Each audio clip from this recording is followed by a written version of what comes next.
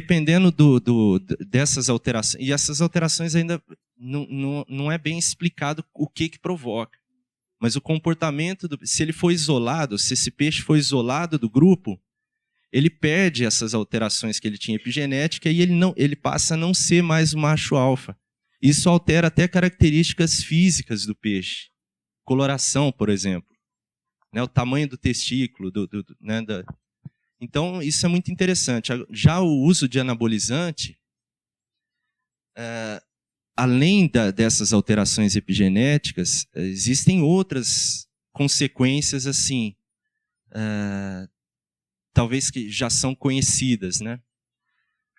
Mas um dos fatores que mais altera, assim, que são conhecidos por alterar de forma significativa esse padrão epigenético, são os hormônios. Até a exposição hormonal no útero materno, ela pode alterar esse padrão epigenético da criança, podendo alterar o comportamento dessa criança na vida adulta. Então, imagina assim, algumas coisas a gente já sabe sobre anabolizante. Por exemplo, o cara que toma anabolizante para ficar grande, para ter muito músculo, o que acontece? O homem, naturalmente, ele já produz uma quantidade de testosterona. Quando ele começa a tomar por uma fonte externa, o organismo do homem passa a entender que ele não precisa mais fabricar.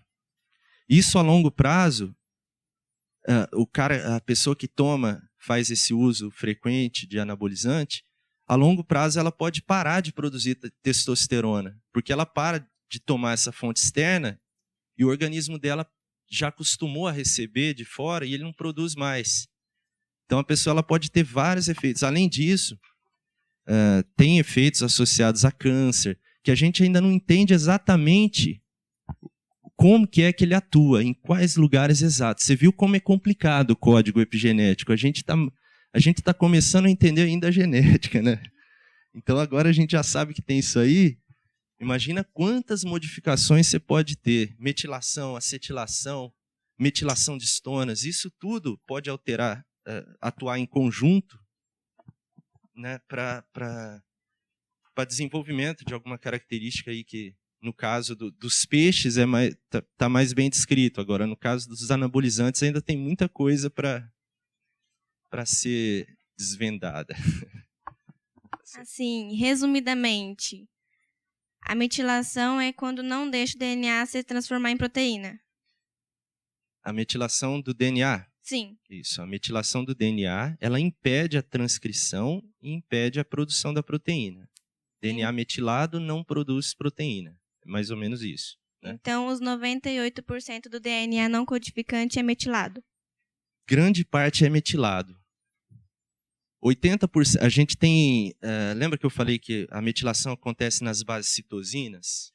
No C lá, é ATCG, no C. Acontece na citosina.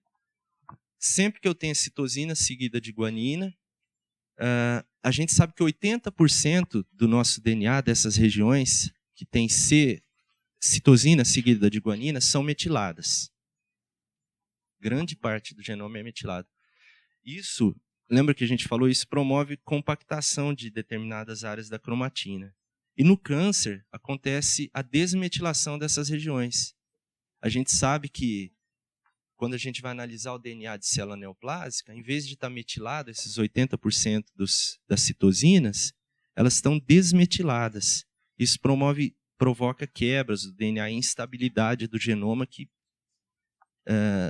propicia a multiplicação celular. E a metilação também pode quebrar células? Não.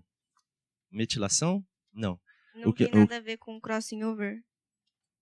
Crossing over? Na hora que eles se juntam. Uma parte de um cromossomo com a parte do outro cromossomo.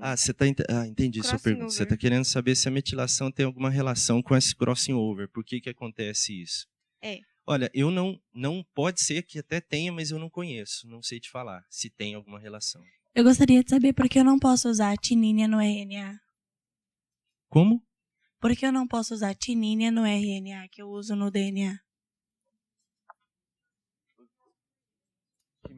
Tem a tinina e a guanina no, entendi. DNA, né? Tá. Você está perguntando em relação à composição do DNA e do RNA, né? Exato. Essa pergunta.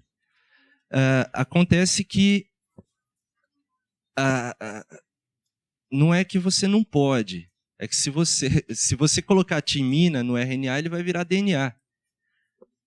É a composição. O composto RNA, ele tem como característica a base nitrogenada uracila ao invés da timina. Mas é a característica dele.